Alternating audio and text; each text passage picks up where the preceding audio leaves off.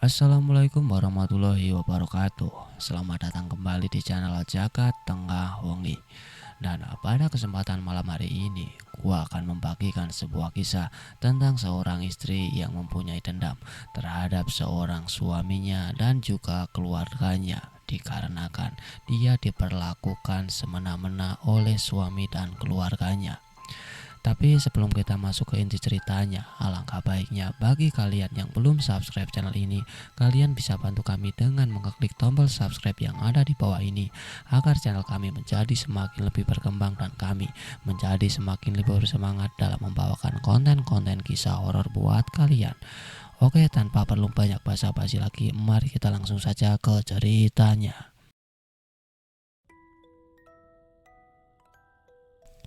Pernikahan baru seumur jagung, tapi sudah dihadapkan dengan ujian yang sangat banyak. Itulah yang dirasakan Ernie, perempuan berusia 16 tahun yang terpaksa harus menikah karena hamil duluan. Saat itu Ernie masih kelas 2 SMA dan Robbie kelas 3 SMA. Mereka berpacaran kurang lebih selama 1 tahun. Ernie berasal dari sebuah keluarga yang sederhana. Ayahnya adalah seorang buruh angkut di pasar, sedangkan ibunya berjualan sayur keliling. Berbeda dengan si Robbie, dia berasal dari sebuah keluarga yang bisa dibilang berkecukupan. Ayahnya adalah seorang juragan karet. Ia mempunyai beberapa hektar kebun karet yang masih aktif dan ia juga membeli karet-karet dari petani karet di daerahnya untuk kemudian dijual lagi. Sedang ibunya si Robbie mempunyai usaha toko sembako di depan rumahnya. Robbie mempunyai seorang anak perempuan yang sudah menikah dan tinggal di Kalimantan Selatan ikut bersama suaminya. Semenjak menikah dengan Robbie, Annie tinggal bersama suaminya di rumah orang tua Robbie. Dan selama tinggal di rumah keluarga Robbie itulah Annie mengalami banyak hal yang tidak mengenakan. Mulai dari perlakuan mertuanya yang kasar sampai sikap suaminya yang seakan tak peduli padanya. Namun meski begitu, Annie tetap memilih untuk bertahan karena ia tak ingin perceraiannya akan membuat orang tuanya kecewa untuk yang kedua kalinya terhadapnya. Annie, panggil ibu mertuanya dari arah teras. Annie yang saat itu sedang mencuci piring di dapur lantas bergegas untuk menghampiri ibu mertuanya. Ada apa, Bu? Tanya Annie dengan suara selembut mungkin. Kau tak melihat ya, aku sedang bersantai di sini. Cepat buatin aku teh dan susu.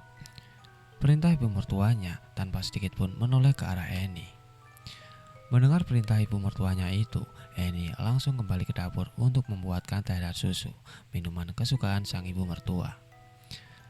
Memang setiap pagi ibu mertuanya itu punya kebiasaan bersantai di teras rumah sambil minum teh susu hangat sehabis sarapan. Dan pagi itu Annie kelupaan untuk membuatkan teh susu untuk ibu mertuanya dikarenakan pekerjaan di dapur yang sangat banyak.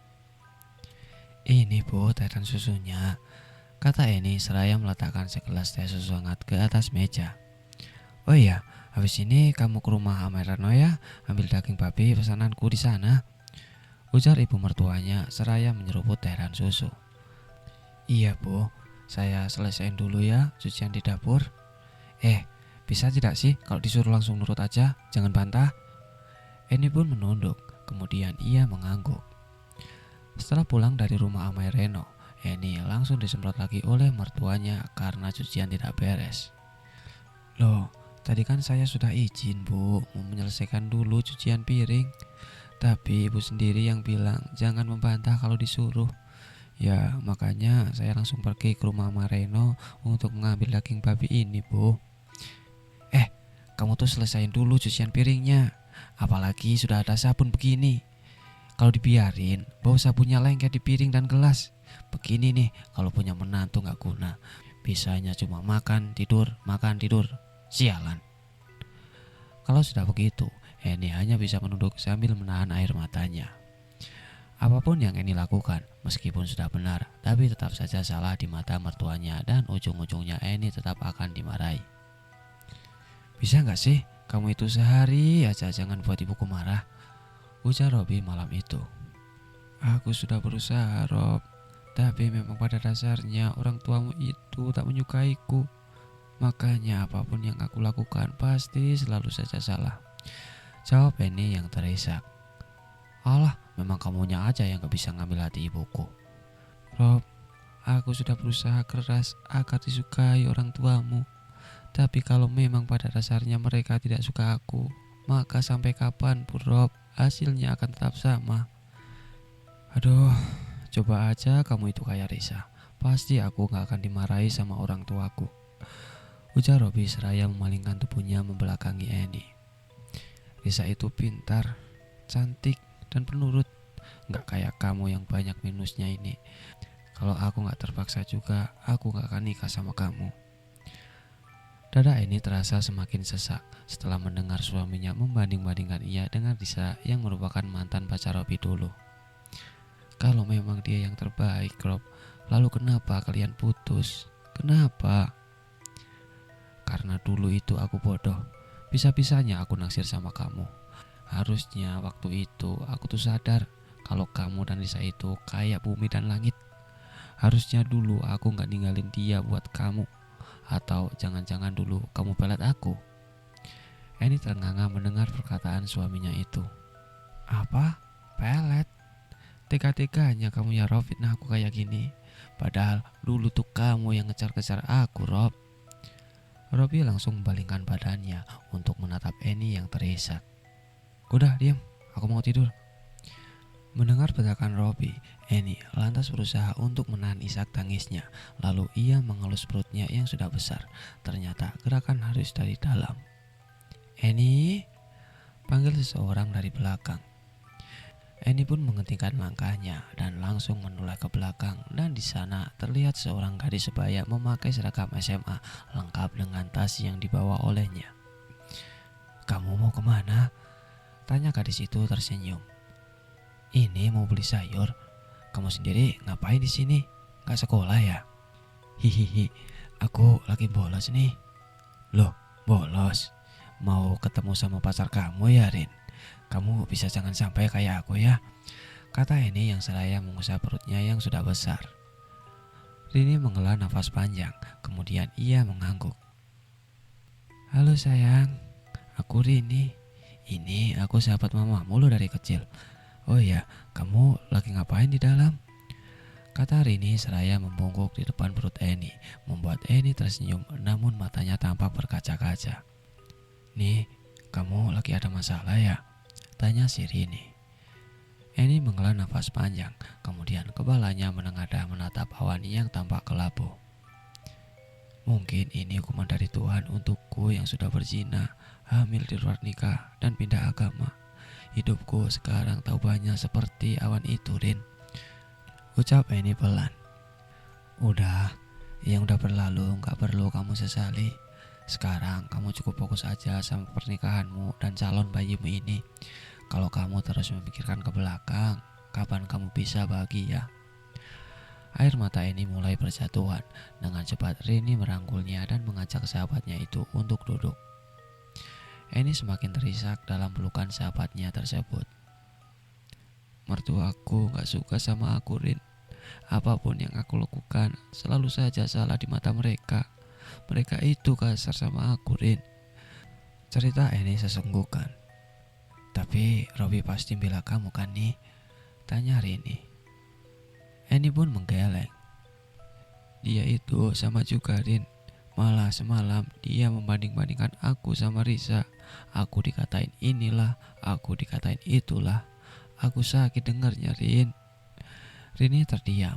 Ia mengusap pelan bau Eni. Sialan si Robi itu, umpat Rini yang kesal. Aku capek, Rin. Aku bingung harus kayak gimana. Sementara Robi cuma bisa nyalain aku. Ya udah, kalau gitu mending kamu ceraiin aja nih.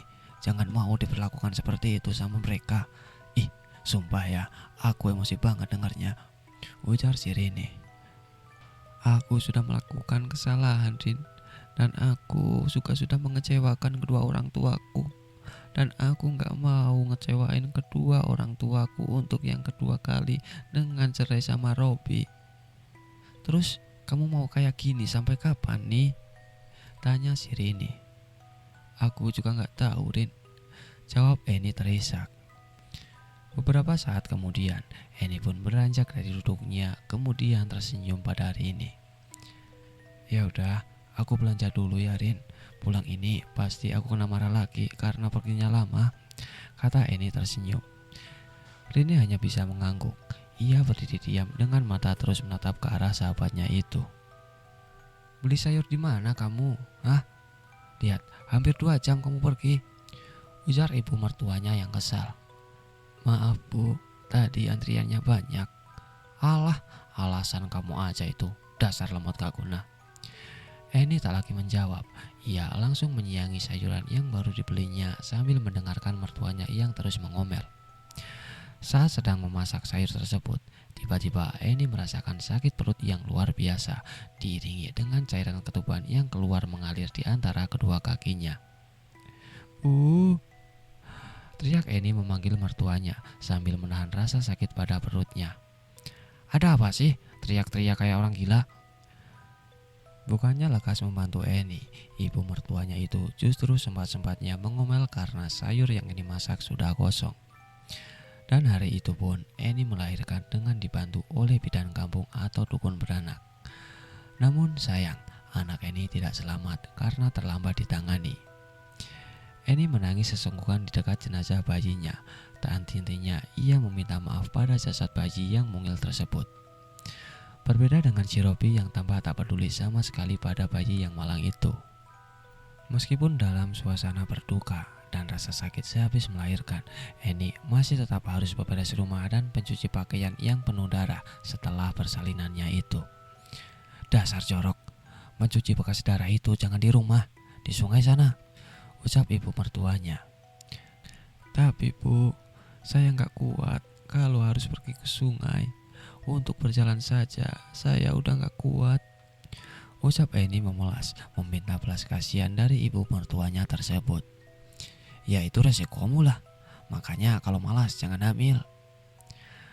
Mau tak mau, Eni pun terpaksa pergi ke sungai untuk mencuci pakaian.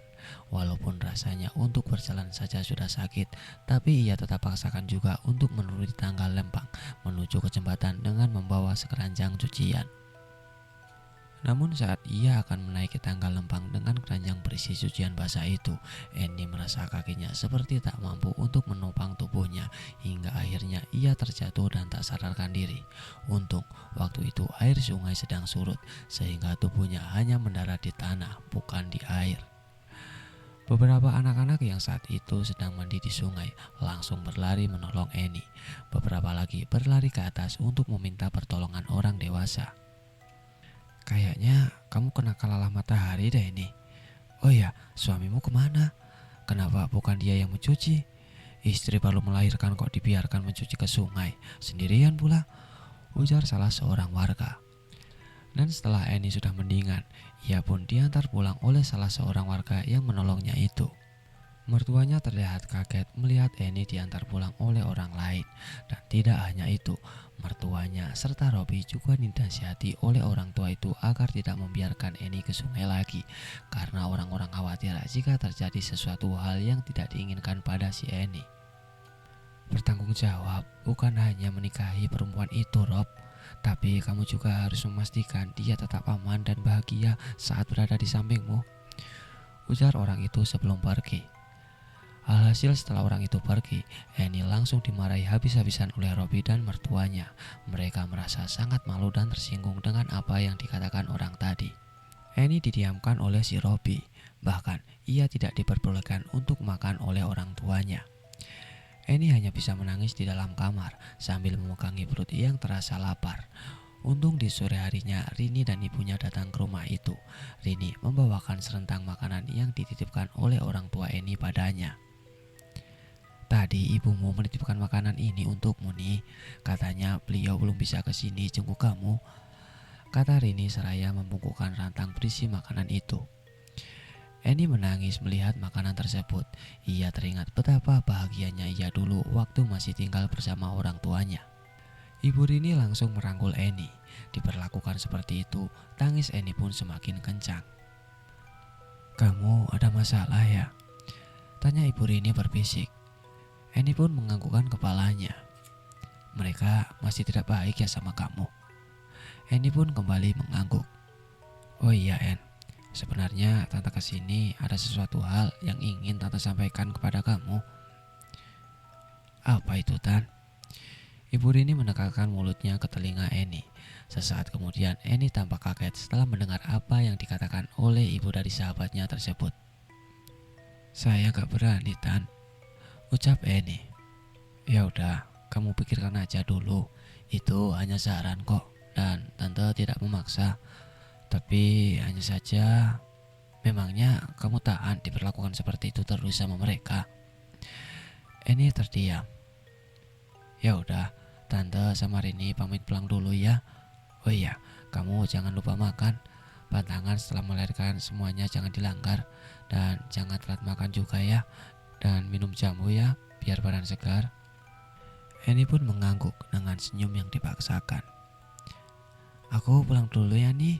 Hati-hati kamu, jaga diri baik-baik.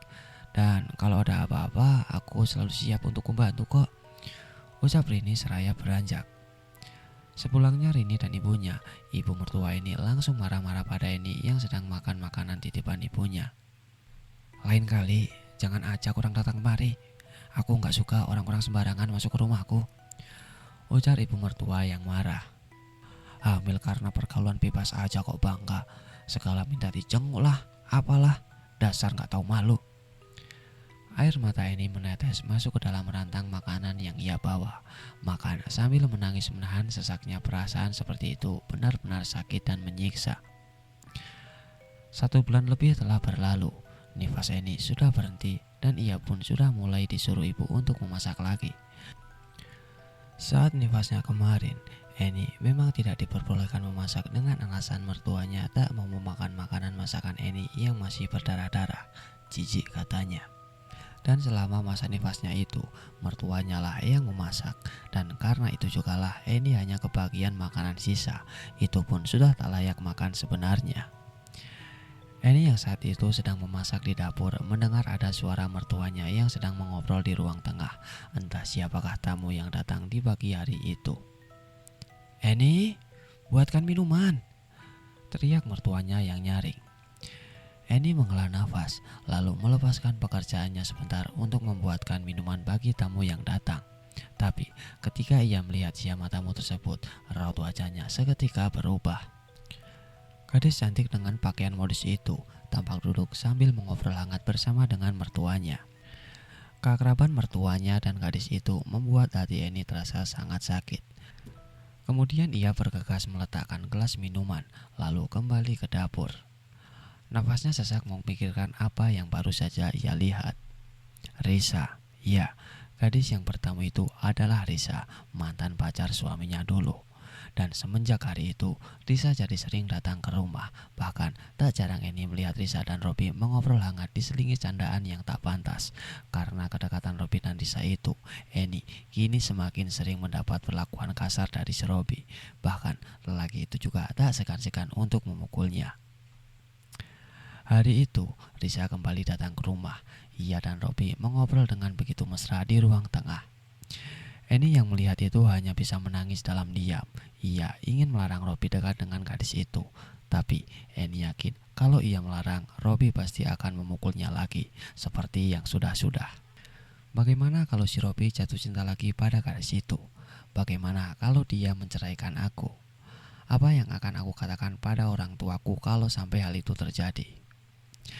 Eni ketakutan sendiri memikirkan berbagai kemungkinan yang akan terjadi pada rumah tangganya. Enggak, aku enggak mau diceraikan. Aku sudah rela pindah agama cuma untuk Robi. Dan aku enggak mau pengorbananku ini sia-sia. Dan aku juga enggak mau mengecewakan orang tuaku, ucap Eni dalam hatinya. Tiba-tiba ia teringat akan saran yang diberikan oleh ibunya Rini. Katanya, kalau ingin rumah tangganya awet, suaminya rajin penurut dan sayang padanya. Caranya adalah memberikan makanan atau minuman yang sudah dicampur dengan darah haid kepada si suami dengan rutin.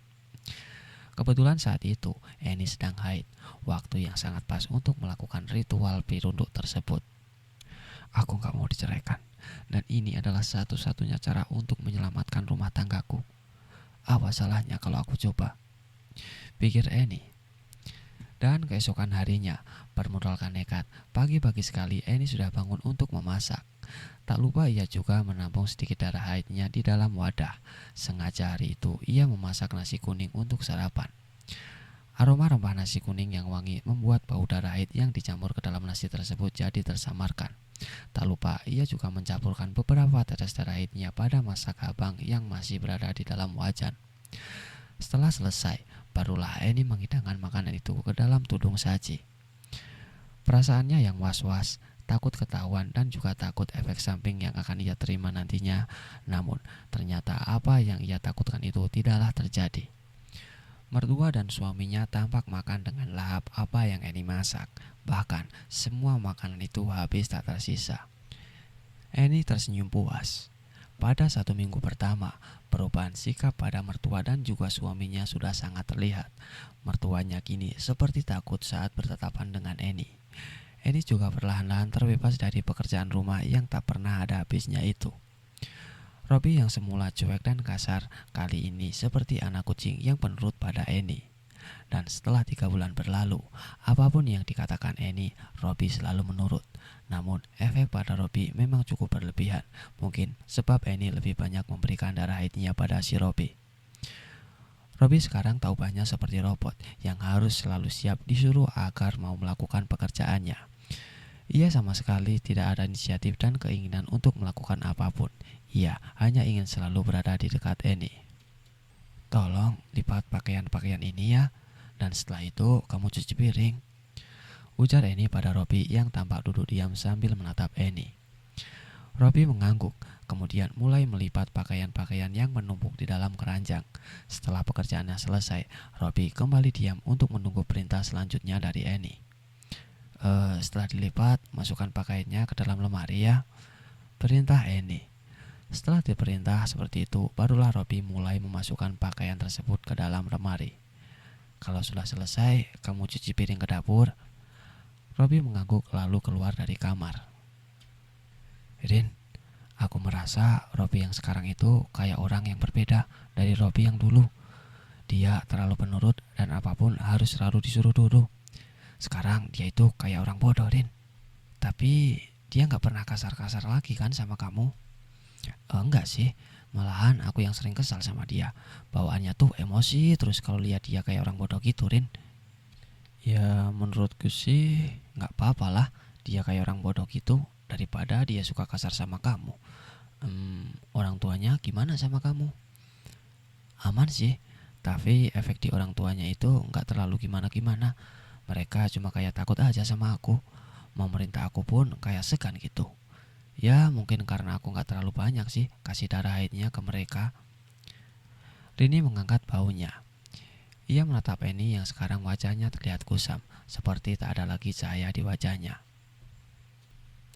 Nih, kamu tahu gak ada efek samping dari pelet darah haid ini?"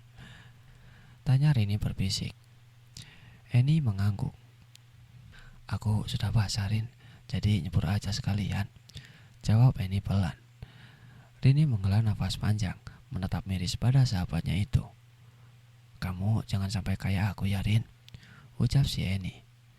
Rini mengangguk sambil memperlihatkan senyum yang tipis. Rumah tangga Eni dan Robi masih berjalan baik hingga saat ini. Rumah tangga mereka sangat damai tanpa ada perkelahian di dalamnya. Eni bertekad suatu hari nanti ia pasti akan jujur dan meminta maaf pada suaminya. Terlepas suaminya memaafkan atau tidak, ia akan menerima semua keputusan suaminya. Tapi untuk saat ini, Eni hanya ingin menikmati suasana harmonis di dalam rumah tangganya itu.